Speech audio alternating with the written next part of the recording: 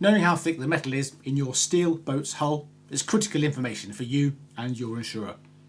On most steel boats over time, the steel plate gets thinner due to wear, erosion and of course corrosion.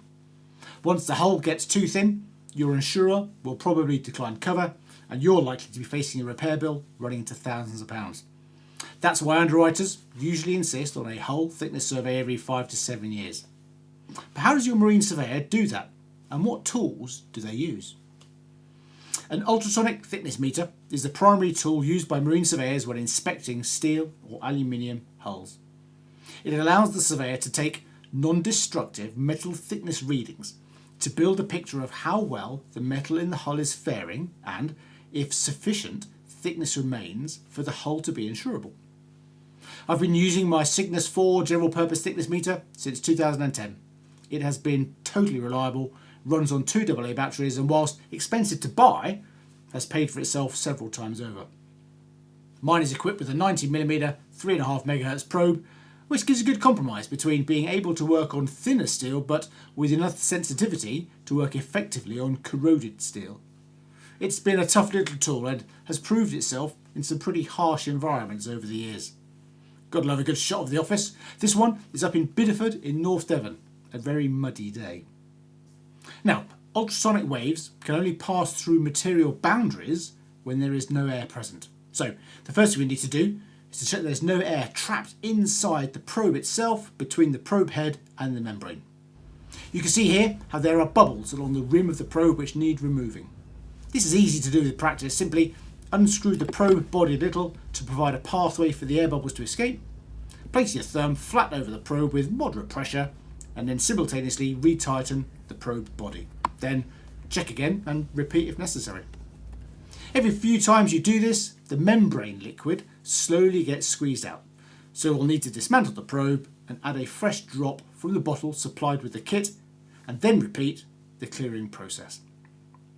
Once the probe membrane is clear of air, it's time to connect the probe to the meter using the cable provided in the kit. Once everything's connected, we can switch the meter on and let it boot up. Now that it's ready to use, we can do our pre-testing checks. First, check the battery level, make sure you have any spare AA batteries if it's getting low.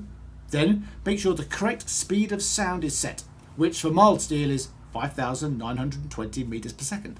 Finally, the meter should recognise the probe head, but always check that it has. In this case, it's my 3.5 MHz head. So, the meter is ready for use, but before we start every survey, we need to do a calibration check. Now, the meter comes supplied with an 8mm thickness block, which is perfectly adequate, but I chose to invest in a set of 6 calibrated steel blocks, ranging from 1.5 to 20mm. This set gives me confidence that the meter is performing perfectly below 5mm, which is where we'd be most concerned that our readings are accurate. Here as I test, you can see once we get above 10mm, a 0.1mm error creeps in, but that's just an error of 1% or less, and it's always been there for my meter, so I know that it's behaving as I expect.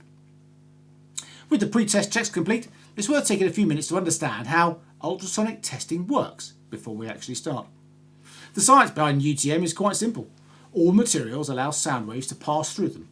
The speed at which they pass varies greatly. For example, in air at sea level, the speed of sound is about 330 meters per second. This table shows the speed of sound in some of the key materials we're interested in for ultrasonic thickness surveys. Note how broadly similar the metals are, but how much slower it is in epoxy. Yet all 4 are significantly faster than in air. UTM is based on the fact that the speed of sound is consistent within homogeneous materials, and knowing what that speed is what makes it work.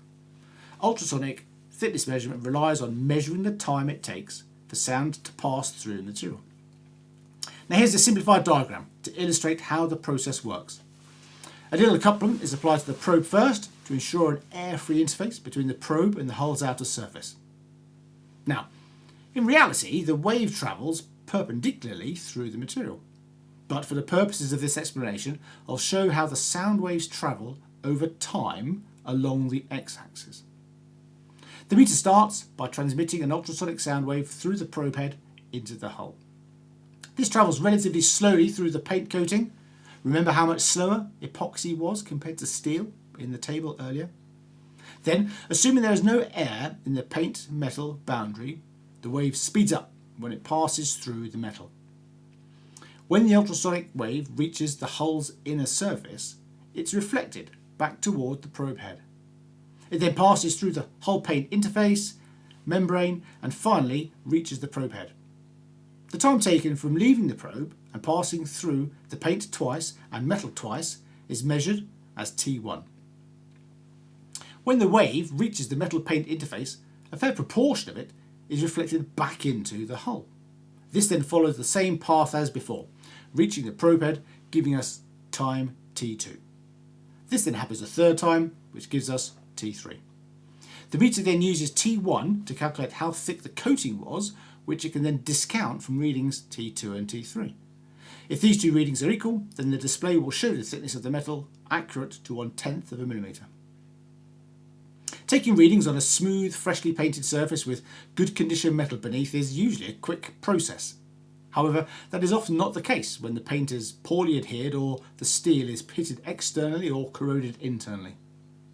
In this next diagram, we have the same setup as before, but this time the inner hull surface is much rougher due to internal corrosion. When the sound wave passes through the metal and reaches the inner surface, instead of the efficient wave reflection we had before, the wave gets scattered and very little signal returns to the probe. On the meter, the readout gives a repeated dash symbol to indicate it's struggling to get a reading. When I find I'm struggling to get readings near the bilge or chines when the outer surface is smooth, that usually suggests the internal surface to be rough due to the corrosion. I mark the hull with a chalk cross every time I can't get a reading in an area. So when I take a step back, a larger picture often emerges, as you can see on this photo of readings taken in the deep bilge section of a steel yacht.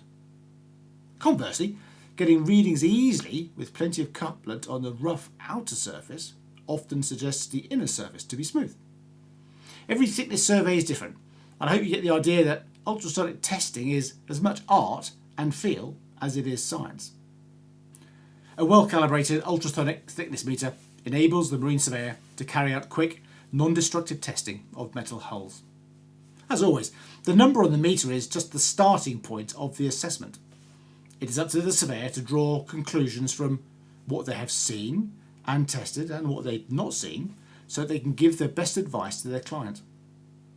If you want to learn more about what the thickness numbers actually mean for your vessel and its insurability, and how thick the hull needs to be, then check out this video here, where I dive into what we mean by minimum insurable thickness. Thanks for watching. I'll see you all next time.